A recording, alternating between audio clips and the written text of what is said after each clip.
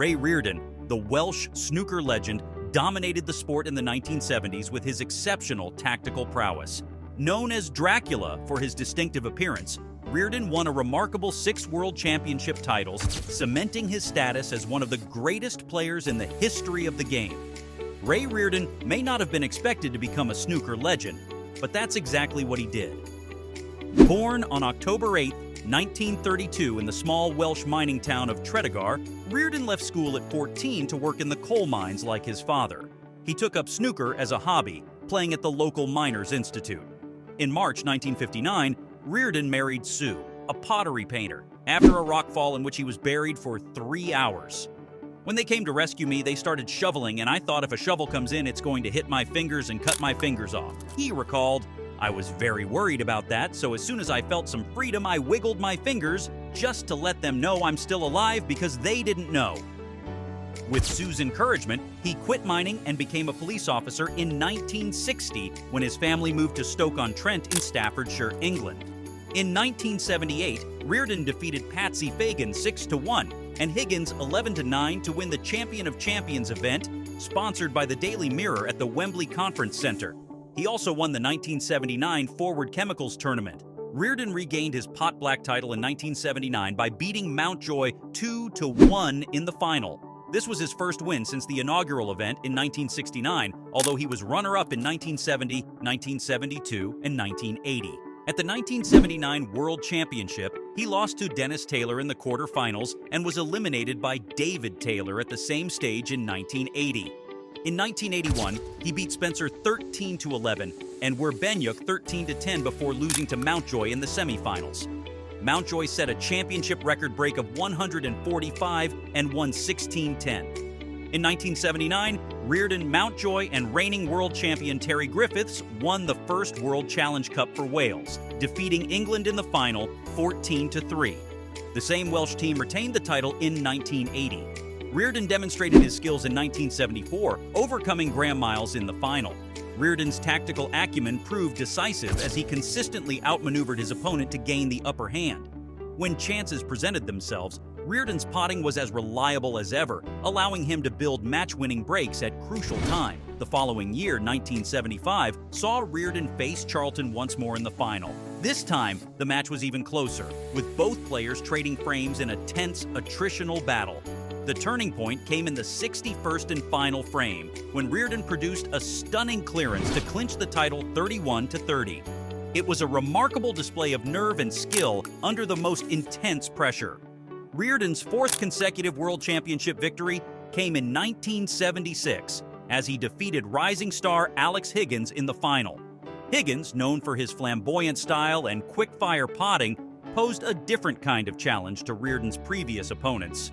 However, the Welshman's experience and tactical nous proved decisive once again, as he controlled the pace of the match and punished Higgins's occasional errors. After a relatively disappointing year in 1977 by his own high standards, Reardon returned to the top of the snooker world in 1978.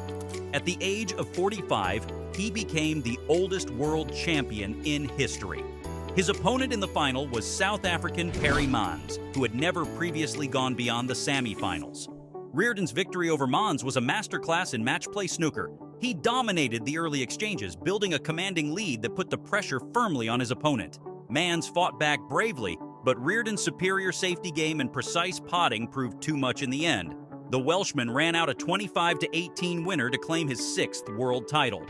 Reardon also enjoyed success in other major tournaments throughout his career. In 1976, he won the Masters for the only time, defeating Graham Miles. Reardon's victory was all the more impressive given that he had lost to Higgins in the previous year's final. Reardon was also a winner of the Pot Black Tournament, a popular BBC television series that did much to raise snooker's profile in the 1970s. On the international stage, Reardon was a key member of the Welsh team that won the World Cup in 1979 and 1980. He formed a formidable partnership with Terry Griffiths and Doug Mountjoy, as Wales dominated the tournament in its early years. Reardon's success in team events led to the domestic scene, where he won the Welsh Professional Championship in 1977. This victory was particularly sweet for Reardon, who took great pride in representing his country and inspiring the next generation of Welsh snooker players. Perhaps Reardon's greatest strength, however, was his mental fortitude. He had an uncanny ability to maintain his focus and composure under the most intense pressure, a quality that set him apart from many of his rivals. This was never more evident than in his epic 1975 World Championship final against Eddie Charlton, where Reardon held his nerve in a final frame decider to clinch the title. Reardon's success also owed much to his dedication and professionalism. He was one of the first snooker players to truly embrace the idea of full-time practice, spending hours honing his skills on the table. This meticulous approach undoubtedly contributed to his longevity at the top of the game as he continued to compete at the highest level well into his 40s. In the years since his retirement, Reardon's achievements have been put into even sharper focus. His tally of 6 World Championship titles was a record that stood for over 2 decades, until it was eventually surpassed by Stephen Hendry in 1999. Even today, only Hendry and Ronnie O'Sullivan, who was trained by Ray Reardon for 2 years, have won more world titles than Reardon. Moreover, Reardon's dominance of the 1970s remains in snooker history. His 4 consecutive world championship victories between 1973 and 1976 are a feat that has never been matched, while his overall tally of wins in that decade is unlikely to be surpassed. Yet Reardon's legacy endures, not just as a great champion, but as a pioneer who helped to transform snooker into the modern professional sport it is today. His dedication, skill, and sportsmanship set a standard that subsequent generations of players have aspired to, while his achievements remain a benchmark against which all others are measured. Looking back on his career, it is clear that Ray Reardon's success was no accident. It was the product of an unrelenting drive to be the best, coupled with an innate understanding of the game's nuances and a rare ability to perform under pressure. These qualities, combined with his longevity and consistency, mark him out as one of snooker's true greats. Thanks for watching Snooker Kingdom. What do you think was Ray Reardon's most memorable moment in the 70s? Can any modern player achieve what he did?